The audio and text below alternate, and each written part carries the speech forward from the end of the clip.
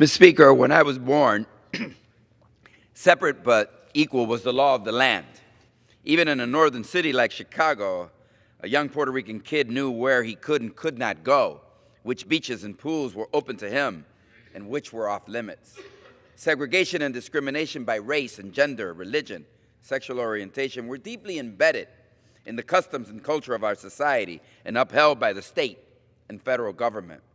So as I prepare to leave office after 26 years representing the people of the 4th District of Illinois, I think it's important to reflect on how far we have come and how far we still have to go before this country lives up to its lofty ideals enshrined in our most sacred documents and origin mythology. That a Puerto Rican born in Chicago in 1953, 65 years ago, the son of Spanish-speaking migrants with little education who were driven by poverty from the mountains of Puerto Rico, would be able to speak into this microphone at all is perhaps a ringing endorsement for what this nation stands for. But let us be clear, people sacrificed and died so that I could speak here today. People I never met, like Medgar Evers, Emmett Till, and countless others died in the struggle against discrimination and American apartheid and opened the path for me to be here today. The Voting Rights Act and other civil rights legislation passed in my lifetime on this floor were soaked in the blood of martyrs, old and young, who kept moving forward until everyone had the right to vote and every vote was counted. Even as the President and his party challenged the principles of the Voting Rights Act today, I have always tried to honor those who have gave their lives to make America freer and stronger.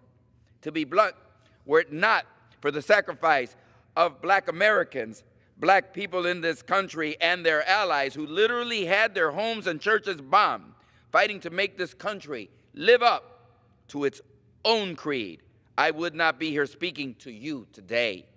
And that has always and will always guide me. When the 4th District was created to give Latinos an opportunity in Chicago to have a voice in Congress, I was the first to win that seat.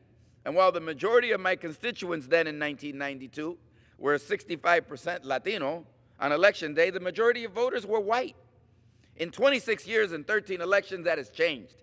Today, voters on election day in the majority Latino 4th District, which I represent, are in fact Latino.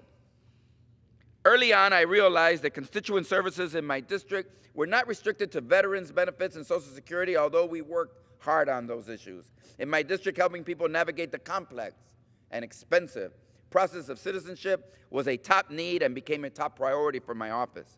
We helped more than 55,000 people, let me underscore that, 50,000 immigrants become citizens, sponsoring workshops, helping people resolve issues, and setting a standard that I feel is unmatched by any congressional office.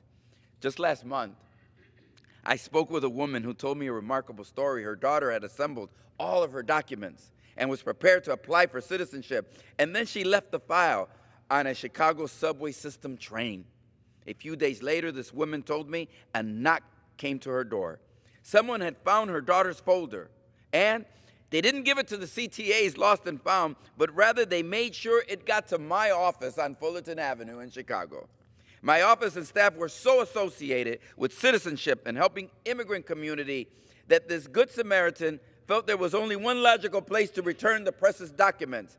And indeed, we worked with her daughter to make sure all her documents and fees were filed, and today she's a citizen of the United States of America.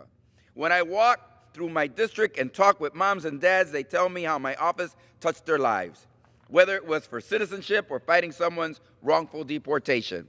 My office has done more than just help constituents. We have literally helped them preserve their families.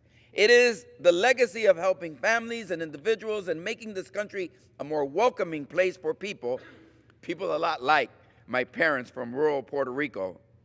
That is what I carry with me as I leave.